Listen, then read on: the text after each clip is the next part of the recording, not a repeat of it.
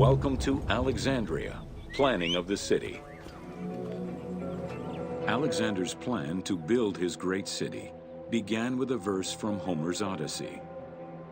There is, in front of Egypt, in the sea with many swells, an island called Pharos. Guided by these clues, Alexander the Great founded his future city at the western end of the Nile Delta.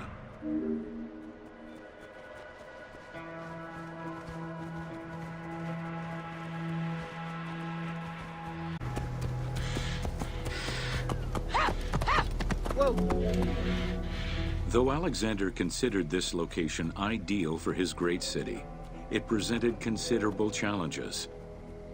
Too difficult to access during storms, the surrounding swamps threatened disease, and the limestone soil prevented the growth of healthy crops. However, due to the influence of his mentor Aristotle, Alexander the Great recognized that the true value was its strategic emplacement.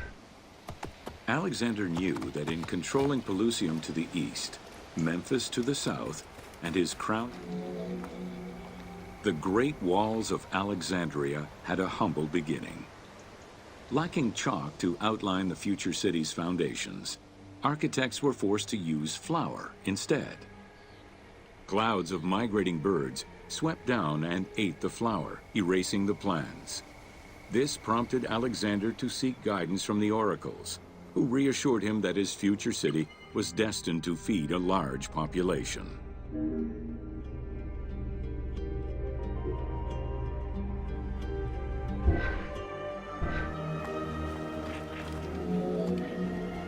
Excavations led by Mahmud Bey el-Falaki in the 19th century revealed that the wall enclosure measured approximately 5.2 kilometers in length and 2.2 kilometers in width. It was roughly 9 meters in height.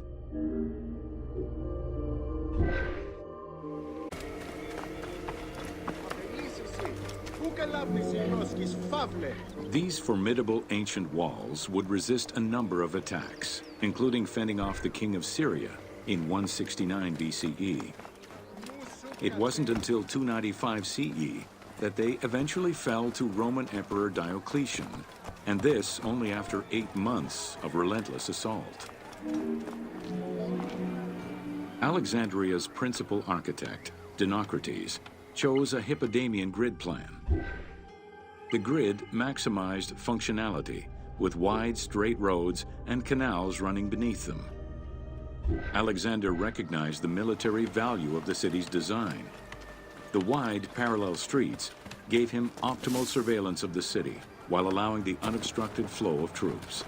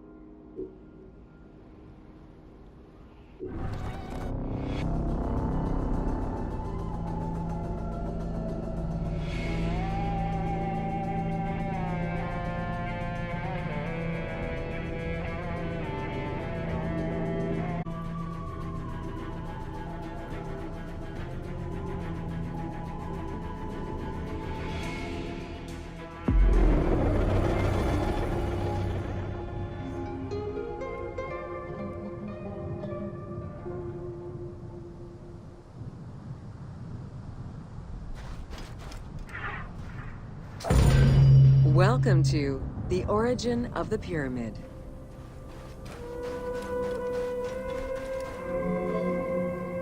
The origin of the word pyramid is controversial. Most believe that it originates with the Greek word pyramis, which referred to a bread of conical shape. Life and death in ancient Egypt were modeled on the cycle of the sun.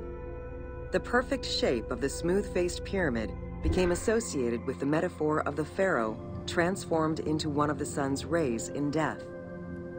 Pyramids represented the benben, the primordial mound of the Heliopolitan creation myth.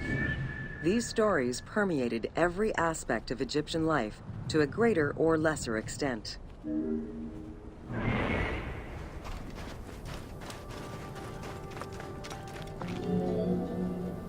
During the pre-dynastic period, the development of funerary practices was different depending on whether one was located in Lower Egypt or Upper Egypt. Well before the pyramid, there was the burial pits. It is on the site of Merimde Beni Salome in Lower Egypt that we find the oldest funerary site, dating back to 5E. Study of the tombs revealed that the bodies of the deceased were deposited. In Upper Egypt, pre-dynastic practices are easier to study, but reveal more complex funerary rites. They are divided into two cultural phases, Badarian and Nagada. The Badarian phase ranged from 4400 BCE. During the three Nagada periods ranging from 4000 BCE to 3510 BCE, funerary practices evolved in complexity. The shape of tombs changed from oval to rectangular. The term mastaba, meaning massive bench in dialectal Arabic, refers to a form of funerary architecture that was present in Egypt from the Archaic period to the Middle Kingdom. An evolution of the burial pit, mastabas were generally composed of two parts. A structure was built above the ground. The arrangement of the substructure of the mastaba evolved during the course of the Old Kingdom. From the 5th dynasty onwards, mastabas often featured multi-roomed substructures, with sometimes up to 30 rooms. Also, the 6th dynasty would see art used to its utmost. The entire surface of a mastaba would be covered in scenes of daily life, illustrating the prosperity of those lucky enough to comfortably spend eternity near the pyramid of a pharaoh. The best example of this type of mastaba is the tomb of Mereruka in Saqqara.